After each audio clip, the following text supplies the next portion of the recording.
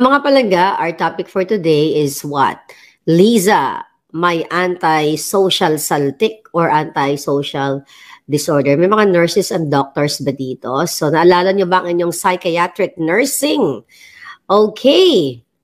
Okie dokie. So, that's the way, I like it. Okay, balik natin yung ating drama today. So, mga palangga, siguro naman updated kayo sa mga kaganapan. I-ano lang natin, i-recap natin. Di ba remember nung nag-send off to Vietnam, di ba, si Kuting at si Liza, nakita nyo yung kanyang pagiging anti-social. Okay, alaman natin kung ano yung anti-social. So, kanina kahapon dyan sa Pilipinas, ay pumunta si Lisa Smugs, na imbita siya sa Chinese Embassy kung saan nag-celebrate ng New Year. Nakita nyo? Anti-social siya sa magaganda.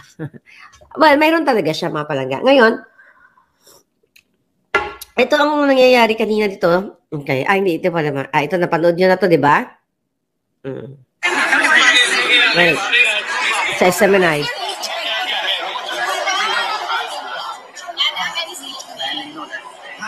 Grabe yung mukha niya. Kuritot. Ulitin nyo, ah.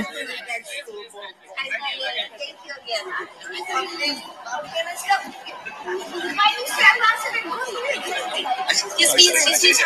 Excuse me, sir. Thank you. Nag-usap na po kami ni Lisa. Di ba? Di ba yung mga nasa umpisa?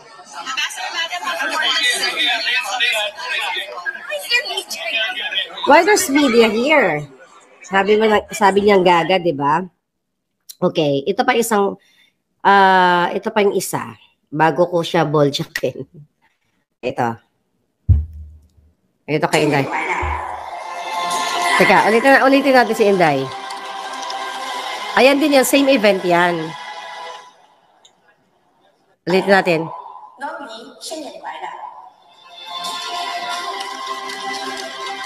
Tayo niya si Hitad.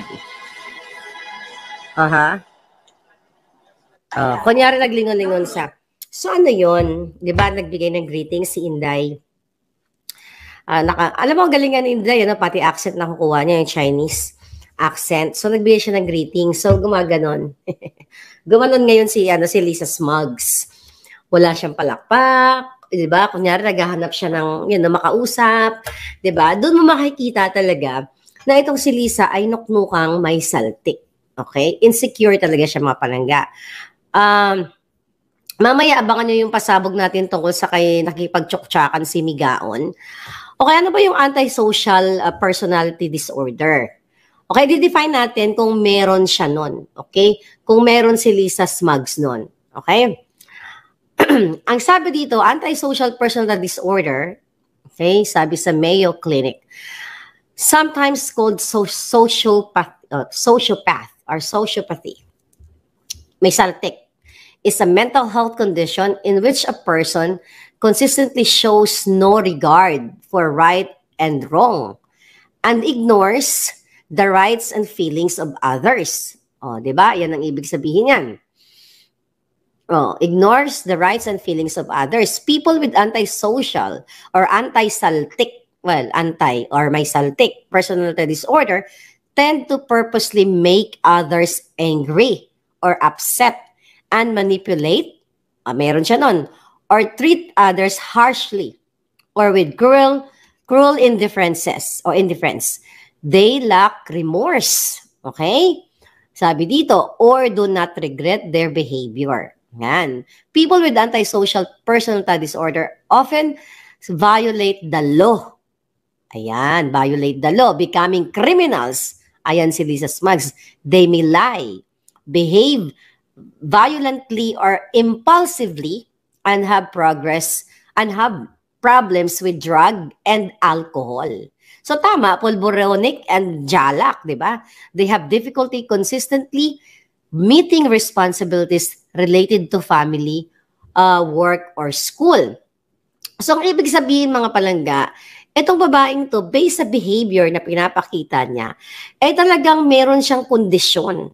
Merong tama siya sa utak na kung saan hindi dapat nakikialam sa ating gobyerno. Okay, sa pagpapatakbo at nakasalala yung 115 millions or so na kinabukasan ng mamamayang Pilipino. Dahil malala yung kanyang saltik sa utak, diba? Dahil wala siyang pakialam. Okay?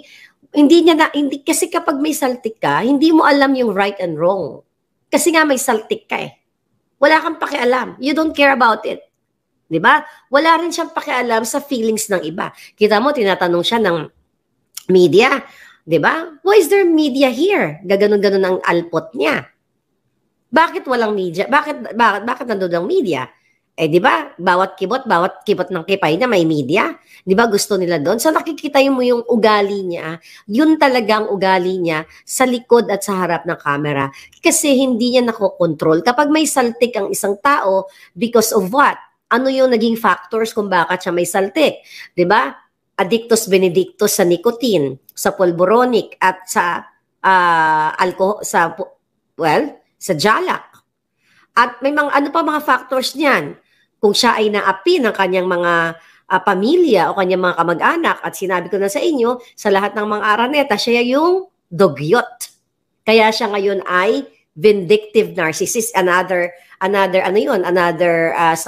mental disorder yon. Nabanggit na natin yun ng mga nakaraan.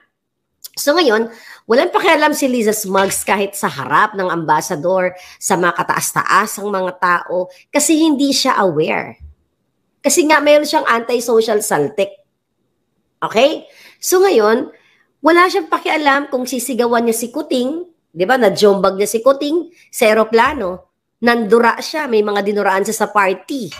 Nagsisigaw siya sa Vietnam. Nagwawala siya ng ganun-ganun na lang. So, ang tendency na manipulate niya yung mga taong nakapaligid sa kanya. Wala siyang pakialam kung magsisigaw-sigaw siyang, hinayupak siya, kasi nga meron siyang saltik.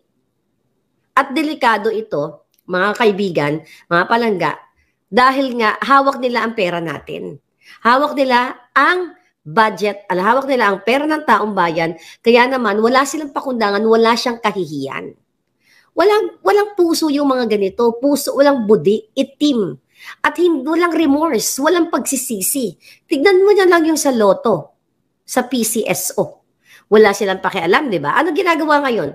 Hindi nag-show up si Robles doon sa nakarang hearing. Okay?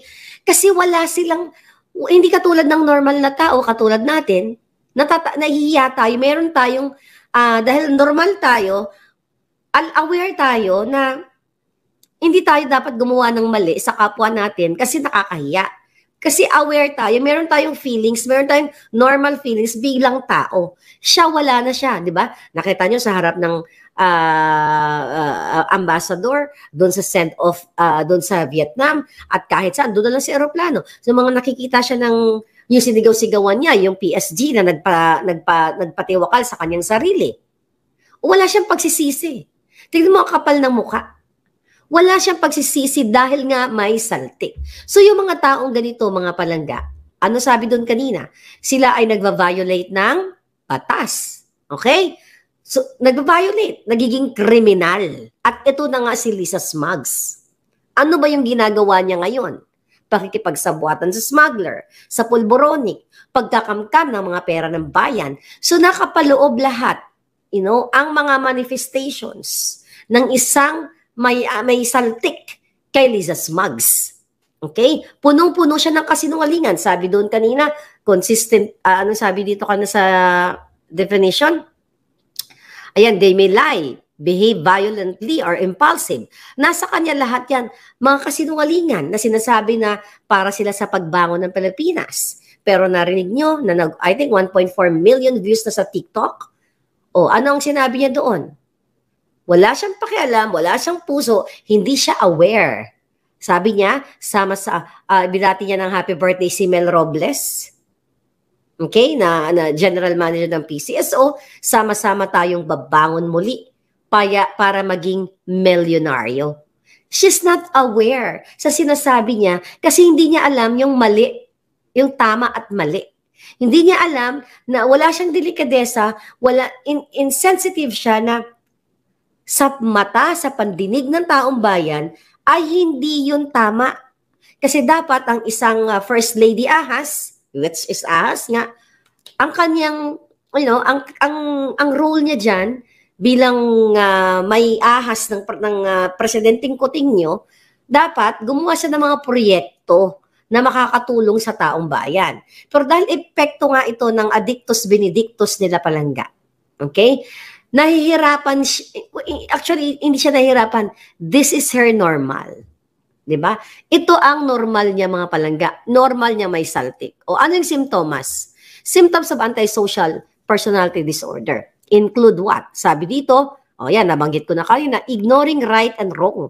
Wala siyang pakialam.